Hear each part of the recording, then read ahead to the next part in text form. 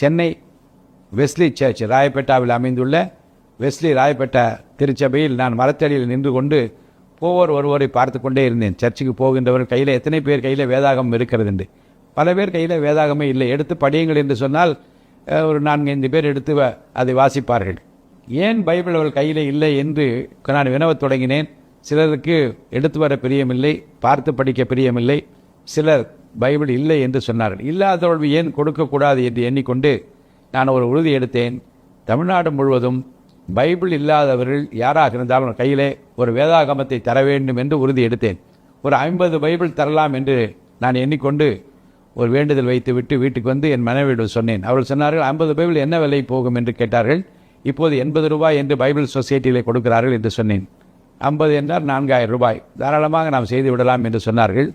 முதல் மாதம் 50 பைபிளை வாங்கி கொண்டு ஓடுகிற பேருந்தில் நின்று அது நிற்கிற போது யாருக்காவது இலவசமாக பைபிள் வேண்டுமா என்று கேட்பேன். வெட்கப்படாமல், தயங்காமல், சங்கோஜப்படாமல் நான் கேட்டவுடனே சில பேர் கையை நீட்டுவார்கள், சில பேர் முகத்தை சுனிப்பார்கள். கொடுத்து விட்டு இறங்கி விடுவேன். கடற்கரைக்கு போவேன், ஜனங்களை நோக்கி ஓடுவேன், நிற்பேன், கொடுப்பேன். இது எங்கே இந்த பழக்கம் வந்தது என்றால், அம்பத்தூர் மகா கணேசா பள்ளியில் நான் 5ஆம் வகுப்பு படிக்கிற போது கிளாடிஸ் செல்வநாயகி என்று எனக்கு நல்ல ஆசிரியை ஒருவர் இருந்தார்கள். அவர்கள் அந்த காலத்தில் இப்போதெல்லாம் பண்ண முடியாது. அந்த காலத்தில் என்ன செய்வார்கள் என்றால், எல்லா மாணவர்களும் முழங்கால் போட சொல்லுவார்கள். அவர் நாகர்கோவிலை சேர்ந்தவர்கள். முழங்கால் போட்ட உடனே அவர்களே ஜெபிப்பார்கள். அப்புறம் திடீரென்று கேட்பார், யார்டரா பைபிள் இருக்கு என்று கேட்பார்கள். அப்போ நாங்கள் யார்கிட்டும் பைபிள் கிடையாது. நான் சொன்னேன், அங்கே ஒரு அண்ணாச்சி கடை இருக்கிறது, அவர் அதை மேலே சொருகி வைத்திருப்பதை நான் பார்த்திருக்கிறேன். நான் அந்த கடையில் போய் வாங்கி வரட்டுமா டீச்சர் என்று கேட்டு வாங்கிட்டு வாடா என்று சொன்னார்கள்.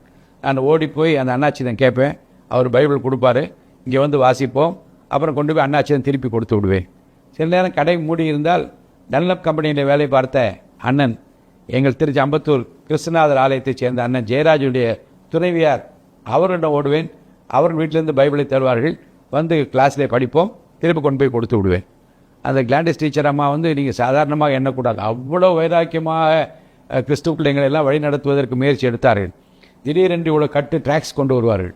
இதை கொண்டு போயிட்டாங்க, எல்லாம் கொண்டு போய் எல்லா பக்கம் கொடுத்துட்டு வாங்க என்று அனுப்பி விடுவார்கள். பள்ளிக்கூடம் நடந்து கொண்டு இருக்கும், எங்களை அனுப்புவார்கள். நான் ஓடிப்போய் ரயில்வே ஸ்டேஷன் நின்று கொண்டு ட்ரெயின் வருகிற போது நிறைய பேர் இறங்குவார், நிறைய பேர் ஏறுவார். வேகமாக அந்த ட்ராக்ஸ் எல்லாம் கொடுத்து விட்டு நான் வந்து விடுவேன். அப்போ 2004 பைபிள் 50 பைபிள் கொடுப்பதற்காக நான் கடற்கரையில் இருக்கிற போது அப்போ ஓடி ட்ராக்ஸ் கொடுத்து அந்த நாட்களை நான் நினைத்துக் கொள்வேன். அந்த ட்ராக்ஸ் ஊழியம் எப்படியெல்லாம் ஆத்துமாக்களை ஆதாயப்படுத்தியது என்பது எனக்கு நன்றாக தெரியும். அதுக்கு பின்னாளில் இந்த 50 பைபிள் நான் கொடுக்க ஆரம்பித்த போது அதை வாங்கி கொண்டவர்கள் பலர் எனக்கு நன்றி சொன்னதும், வாங்கி கொண்டவர்கள் மகிழ்ச்சியோடு அதை ஏற்றுக்கொண்டதும் என் நினைவில் இருக்கிறது. 50 பைபிள் வாங்குவதற்கு 4000 ரூபாய் என்று அது செய்ய முடியுமா என்று நாங்கள் விவாதித்து நானும் என் துணைவியாரும் முடிவெடுத்து செய்த அந்த நாட்களில் பார்க்கிறேன். ஒரு 3 மாதம் பிறகு வருமானம் பெறுகிறது. 100 பைபிள் ஆனது. அப்புறம் ஒரு ஆண்டுக்குள்ளாக அது 500 பைபிள் ஆனது. இன்னும் சில மாதங்களுக்கு பிறகு அது 1000 பைபிள் ஆனது. அப்போது மாதந்தோறும் 1000 பைபிள் ஒவ்வொரு மாதமும் 5ஆம் தேதி காலையில் விநியோகிக்கப்படும் என்று எல்லா பாஸ்டர்ஸுக்கும் நான் தகவல் அனுப்பினேன். ஒவ்வொரு மாதம் 5ஆம் தேதி காலையில் நீங்கள் பார்த்தால் சாரையாக மக்கள் நிற்பார்கள், ஊழியர்கள் நிற்பார்கள். ஐயா எனக்கு 7 பைபிள் வேண்டும், ஐயா எனக்கு 5 பைபிள் வேணும், ஐயா எங்கள் திருச்சபையில் ஞானஸ்தானம் இருக்கிறது 30 பைபிள் வேண்டும் என்று கேட்பார்கள். இந்த 1000 பிரித்து கொடுத்து அனுப்பி கொண்டே இருந்தேன்.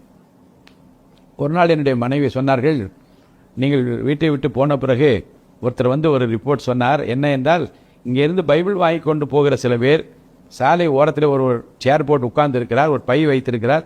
இவர் அந்த பைபிளை கொண்டு போய் 50 ரூபாய் 100 ரூபாய் என்று அவரிடம் விட்டு போய் விடுகிறார் என்று சொன்னார்கள். இதை எப்படி நீங்கள் சரியாக செய்ய வேண்டும் என்று அவர்கள் சொன்னார்கள். அப்போ நான் சொன்னேன், சரி இப்போது கொடுக்க ஆரம்பித்து விட்டோம், தொடர்ந்து இப்போ ஒரு 3-4 வருஷமாக கொடுத்து கொண்டிருக்கிறோம். யாராவது ஒருத்தருடைய விற்றால் கூட அவர் பசியாறுவதற்கு அந்த பணம் உதவுகிறது. வாங்குகிறவர் 50-100 ரூபாய் வைத்து தான் விற்கப் போகிறார்.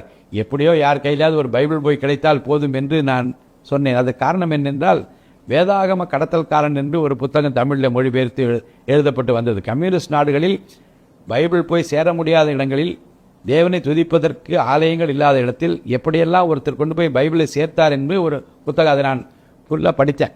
அப்போ எனக்கு என்ன என்றால், எப்படி இந்த வேதாகமத்தை கொண்டு போய் சேர்க்க வேண்டும் என்பதிலே உறுதியாக இருக்க வேண்டும் என்று நான் நினைத்து கொண்டேன். அப்புறம் 5000 பைபிள்லாம் வாங்கக்கூடிய அளவு கர்த்தர் வருமானத்தை உயர்த்தினார். நிறைய இடங்கள் தமிழ்நாடு முழுவதும் யார் யார் பைபிள் கேட்டாலும் எந்த மொழியில் கேட்டாலும் அதை தர வேண்டும் என்று வைத்திருந்தோம். இதற்கிடையில் தான் 2023ஆம் ஆண்டு என்னுடைய துணைவியார் செப்டம்பர் 24ஆம் தேதி எதிர்பாராமல் கர்த்தருக்குள் நித்திரை அடைந்தார்கள்.